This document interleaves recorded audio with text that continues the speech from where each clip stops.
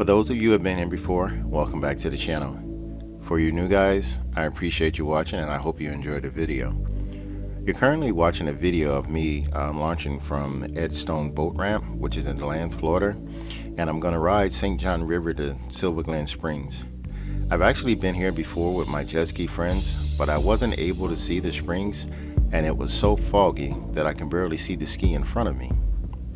So normally when I'm in a new situation, I usually come out as about as slow as I can and try to concentrate on everything. Since the boat traffic was not all that heavy, I decided to put the boat in neutral and try to remove the bumpers and try to put away everything in the boat that can fly away. I had some assistance from my wife, but this is kind of dangerous as well for her because she don't know how to swim. But somehow we got it done. My first objective was to try to find gas. I wasn't able to fill my tank up because I was rushing. I heard that if you don't get there early, you wouldn't find a spot. But we found a parking spot and everything went all right, and we decided to head out for gas.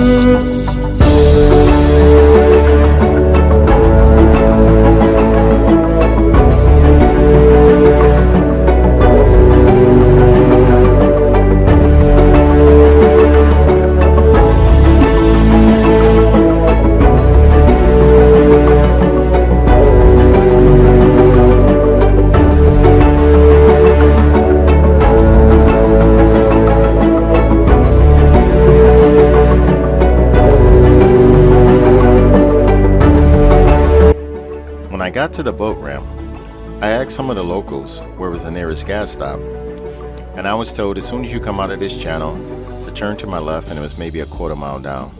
So that's exactly what we did. But if you turn to the right, you can follow St. John Springs to Silver Glen.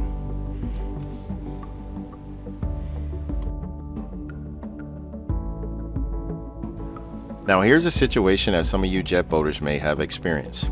There's 3 different factors going to give me a difficult time in docking this boat. The river have a current. Let's say it's moving north at about 7 to 10 miles an hour. The wind is blowing towards the east and I'm trying to dock the boat on the port side, which is the west. Third, I have a inexperienced boater that's trying to tie up the boat, and what I'm trying to communicate is not being received or it's not being done fast enough. So actually, it took me about 10 or 15 minutes to actually try to dock this boat, which I had to end up doing it myself, which made it easier on both of us.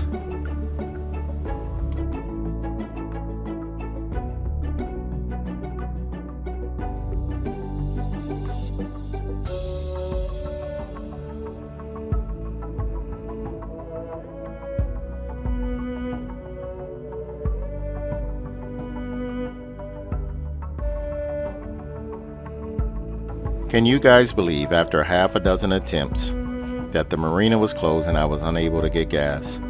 It was okay though, because I was told that there was another gas stop maybe like 7 or 9 miles down the river. I would just like to add, I was once told that if you and your spouse can conquer boating together, you can get through anything in the world. Because just because you say something doesn't mean the other person know how to do it. You gotta have patience.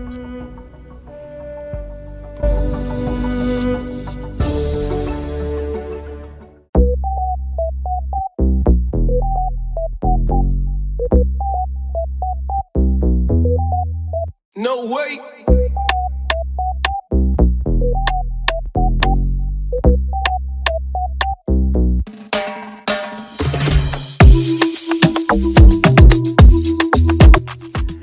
The Yamaha 2018 242 SE comes with a map of different lakes and rivers. Although I had that on, I like to look this up on Google as well to make sure I'm going in the right direction. I learned this last year after I was riding with two boaters in Panama City, and after getting gas they left me, so I had to decide on how to get back on my own. Let's just say that I never rode with those two boaters again.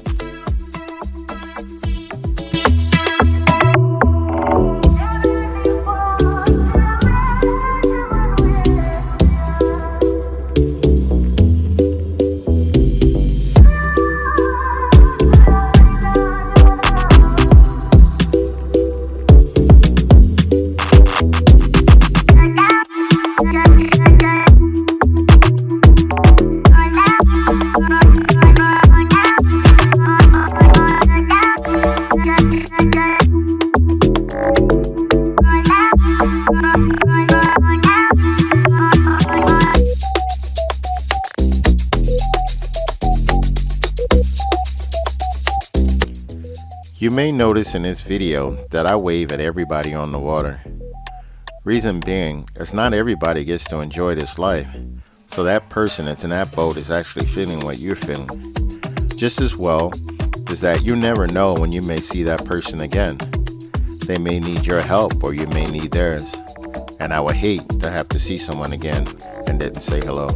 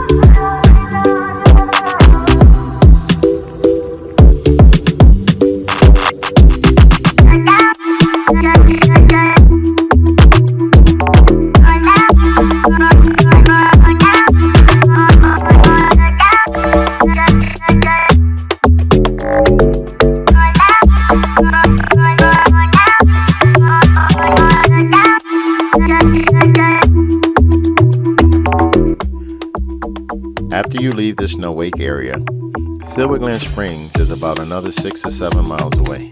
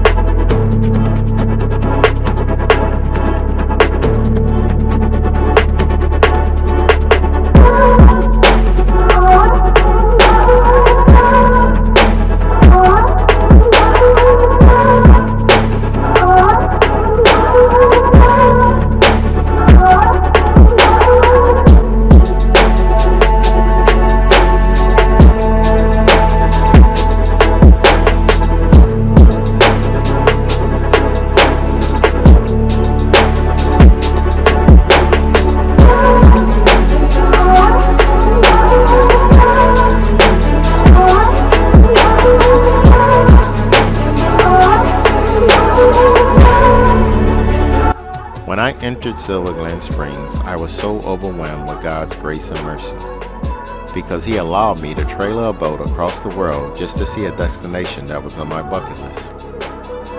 Seeing all the boats and jet skis was something that I was used to. Seeing the houseboats was a little different. I talked to a few of them, and some of them stay here for a month or two at a time. But when you see this springs, it's almost as if it's one of the 7 wonders of the world. How could all of this water come pouring out of the ground to fill this entire lake and river?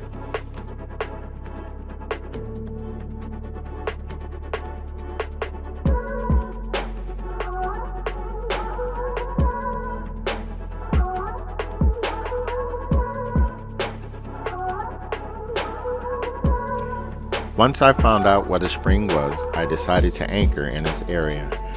My wife decided to get the anchor out and throw it overboard, and then a neighboring boater came to help me set my anchor.